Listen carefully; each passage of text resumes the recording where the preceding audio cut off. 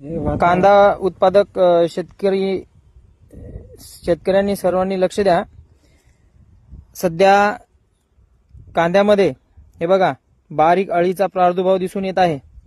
आज बेलगाव तालुका मेहकर जिल्हा बुलढाणा या ठिकाणी कांदा पाहणी करण्यासाठी आलो असता आमचे मावस भाऊ तुकारामजी वानखेडे यांच्या कांद्यात आपल्याला हा अळीचा प्रादुर्भाव दिसून आला। आता बऱ्याच जणांचं म्हणणं आहे की बाबा मधमाशा येणार नाही तर फवारणी केल्यामुळं, पण फवारणी जर नाही केली तर हे आळ्याचं प्रमाण वाढेल। त्यामुळे सर्वांनी संध्याकाळच्या टायमाला ज्या वेळेस माशा वापस जातात त्या टायमाला ऑर्गॅनिक औषधाची फवारणी जर केली तर अळीचा पण 2 ते 3 दिवसात नायनाट होईल आणि कांदा पण चांगला राहील, मधमाशांना काही साईड इफेक्ट होणार नाही। याची सर्वांनी ती घ्या।